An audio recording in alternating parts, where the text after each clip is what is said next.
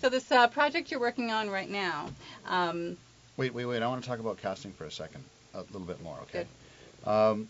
Another thing that I don't know if actors know this about, particularly television casting. I think casting in features is a different process, but casting in television is when we're preparing a television show, we have 7 days to prep that show. Right. We have 7 days to find the locations, prepare the schedule, deal with costumes and any other, visual effects, any other specific things to that episode. Part of that process is casting.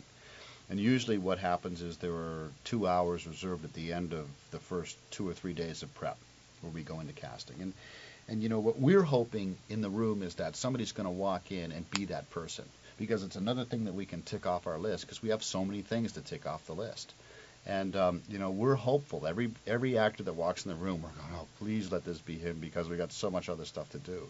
But it really is like a missing person search. We have this person here on the page whose name is so-and-so and such, and all these imposters are coming in the room trying to convince us that they're this person. And we're just hoping and praying that the next guy that walks in is that person, so that we can go, thank you, next.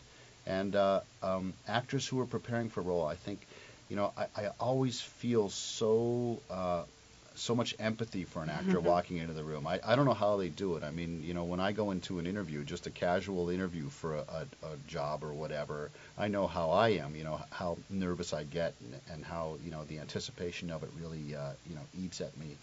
Walking into a room with 3 or 4 strangers and performing, to me, takes a lot of guts. I always really feel for them. And it's quite often somebody walks in the room and right away, just looking at them, that's not right. That's not what we're looking for, And but you still have to read them. Well, you still have to read them, and But that person could surprise you, right? They could maybe? or the executive producer, will go, she wasn't right for this, but we got something coming up in 4 episodes and say to the casting director, make sure you keep her name on the list. But what I'm getting at with this long rambling intro is. It's really a good muscle to develop for an actor to walk in, do your read, walk out, and let it go. Right. And I know it must be so hard to do because sometimes you do a read and you know that you didn't do your best job, and they say thank you very much. They don't even want to work with you or see your read again. But it really is. It ties into what you were just saying, that an actor has to assess their looks and go, okay, what roles could I play? I should learn those accents. I should get my hair cut like that. I should dress like that, because they're marketing a product. Right. And, to the best of your ability when you're an actor, if you can walk in a room and do your work and then walk out and just completely forget about it. That's the best thing to do. I mean, so many actors I talk to beat themselves up for days over a bad read. They do a great read in the car on the way home. Yep. Yeah.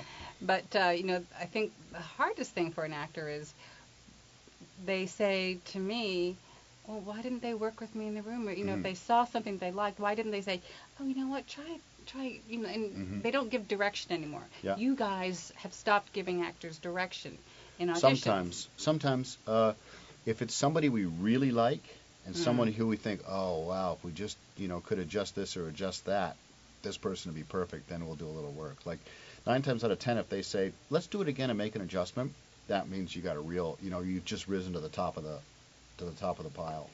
And sometimes you walk in the room and you don't know it, but the person, who read 10 minutes ago has already got it. Everybody went, wow, that's it. But you can't send everybody home. You still have to read them. And, it's a lottery ticket. Every time an actor gets an audition, it's a lottery ticket. You have no idea what you're walking into. You could get the role. They love you so much, they make you recurring on the series. Next season, they loved you so much, now you're a regular. Or, that casting director may never have you back again.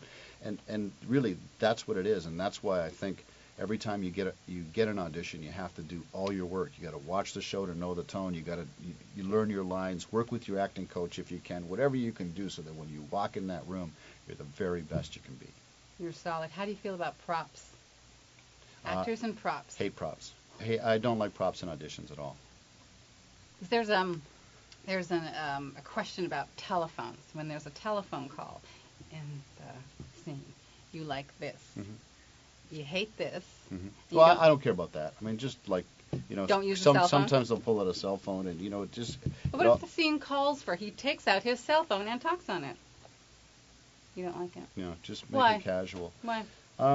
Because those things tend to distract from the performance. They take me out of the scene, as opposed to just do it. Like, probably because 90% of the actors that come in don't use props. So the one that uses a prop, you go, oh, he's using a prop, and now you're out of the scene. You know what I mean? I don't think it's a good idea to, if you're auditioning for a doctor, don't wear a lab coat. Well, that's another thing. You don't you like a hint of the ensemble, but don't wear scrubs. Nothing. Don't wear nothing? Don't wear nothing. Is that a double negative? It is. Oh. So that would be wearing something. Yes, it is. Good call.